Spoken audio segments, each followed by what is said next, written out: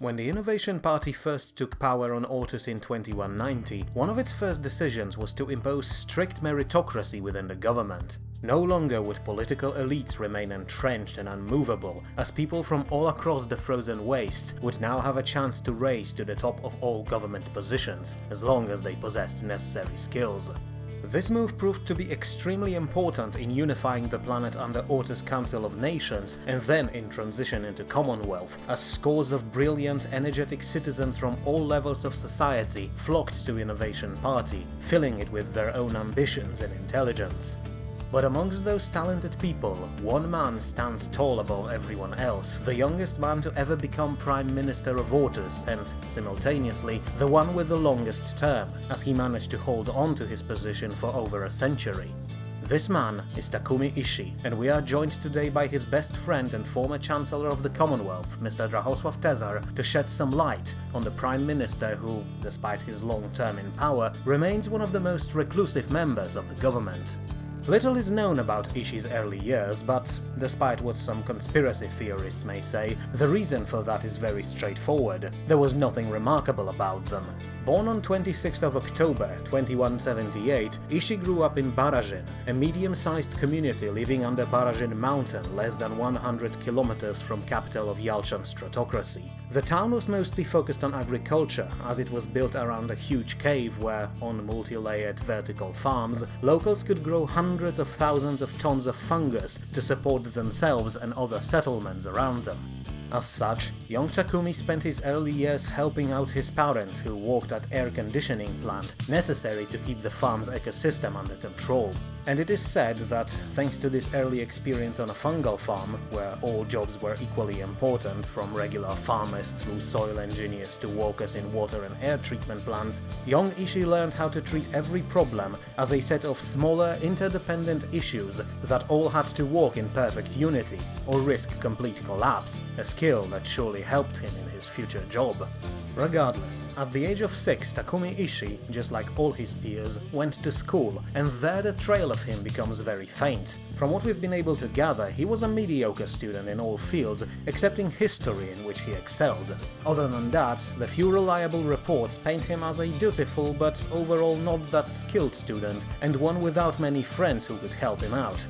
There was only one remarkable quality, persistence, manifested in the fact that, when he failed one of his high school exams, he spent 3 nights camping outside his biology professor's home in hopes to convince the man to give him another chance, which eventually he received and passed the test, although just barely.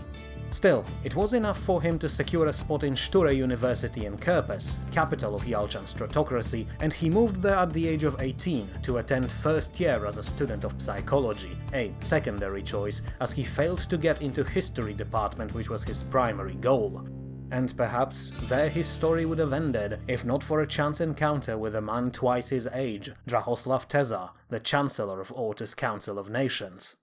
I was visiting Sture University to give a lecture, and there was this huge crowd of young students, all gathered there not really to listen to anything I wanted to say, but more like a mass middle finger gesture aimed at people from the Exile Party.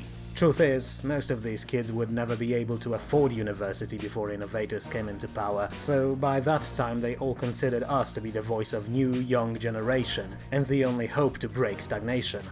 And aside from that, by the time I arrived at university, the rumors about the Expanse projects were in full swing, and people always expected me to unveil some massive project. Okay, I should probably stop with political agitation. I am retired after all. Still, I delivered my speech, something about all nations on Ortus working together to metaphorically reach the stars, but the overall tone was that Ortus Council of Nations would always remain as a kind of distant overseer, coordinating efforts of all countries but never messing too much in their independence. And suddenly there's a voice from the crowd, some kid, a freshman, going on about how I'm wrong, how humanity should unite under one banner and never allow itself to be divided again.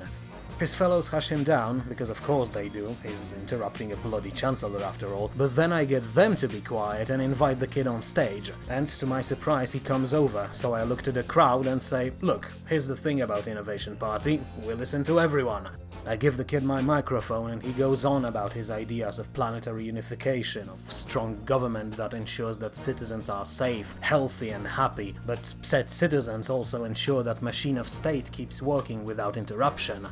Took him around 10 minutes, and I swear he rehearsed the bloody thing in his head 100 times, but when he finished, some people actually applauded him.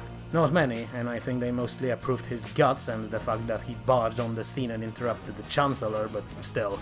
Anyway, I told him to stay after the speech so we could have a real conversation, and it immediately struck me just how smart he was, way beyond his age. He looked at government problems with almost disturbing attention and unraveled them piece by piece until he found out a solution, which was even more impressive considering that those were real problems, ones that I had no idea how to deal with for several years by then.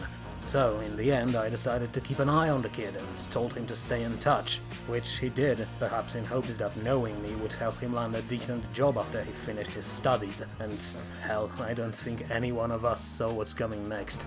So, let's skip forward 3 years. It's 2199 and we're months away from unveiling the Expanse project. Everything is almost done, but there is one issue: money, or rather the very high probability of not making it.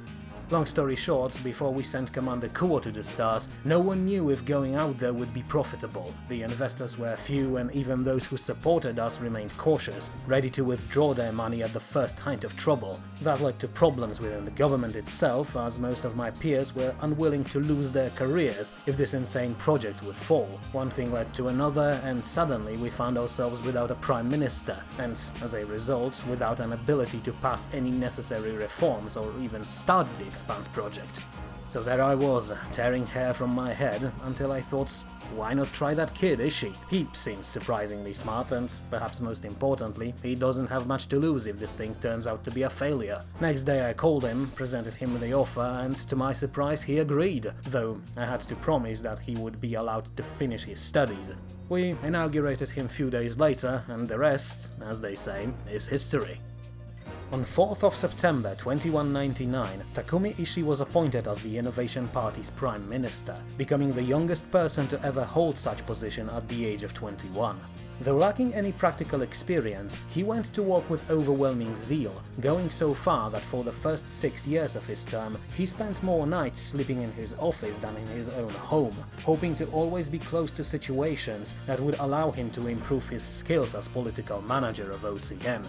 For that role was slightly different than in regular nations. In Ortus Council of Nations, Prime Minister was appointed by the government itself in order to act as a manager and coordinator, so that ideas developed by Chancellor and the Council could be implemented as quickly and efficiently as possible. And Ishii approached this job with calm, unshakable persistence he's known for to this day. Though just an inexperienced rookie, he used his reputation to get in touch with people in all ministries who, expecting him to be just Teza's strawman, were always more willing to share information.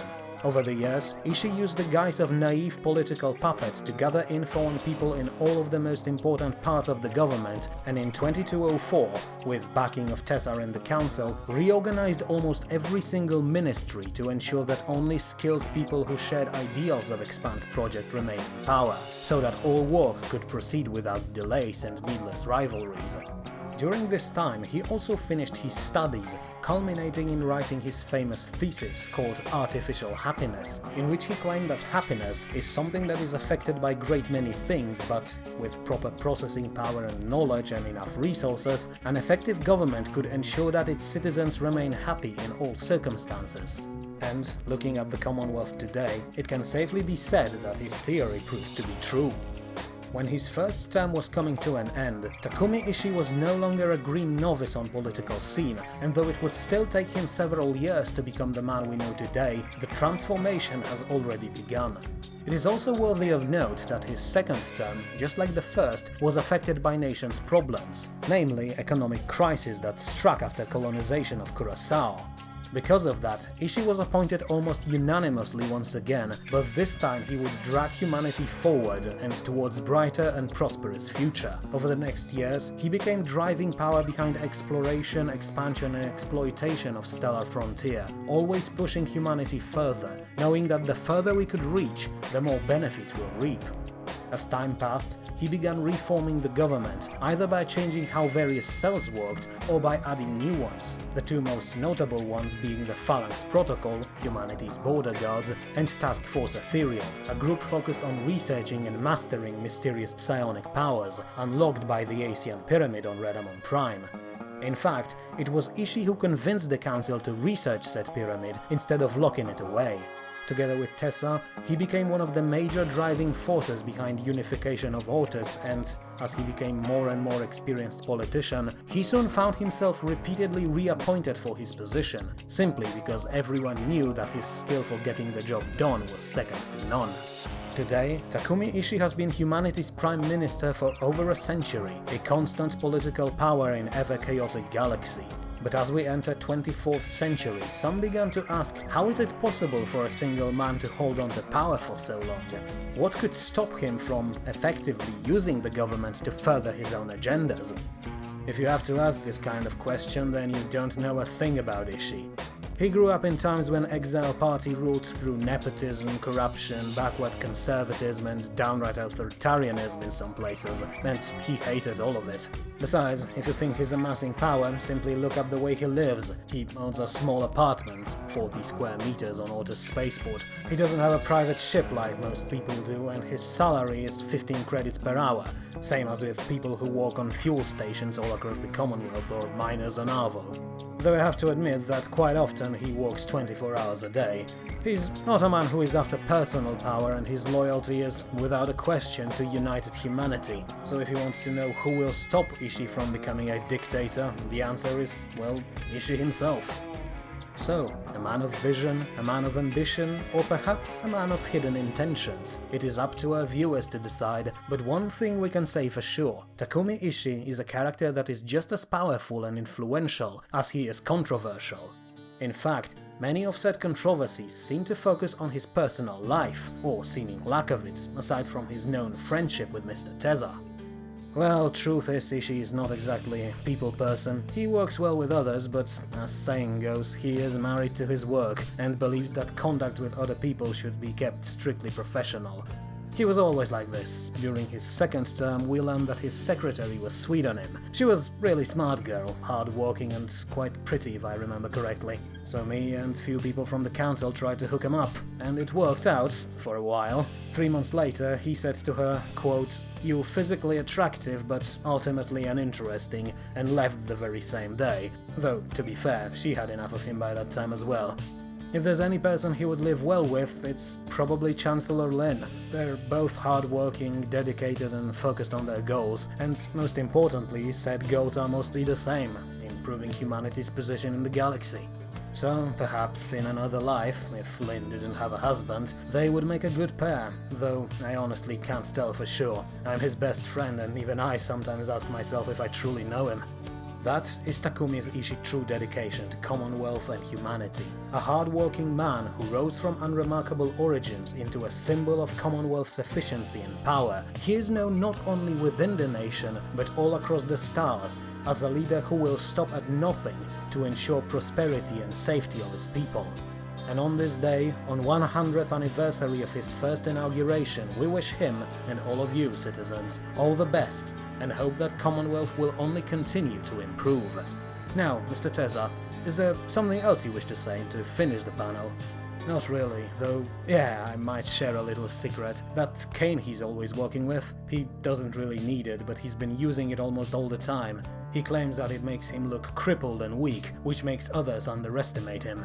Though, now that I mention it, I think you should edit it out.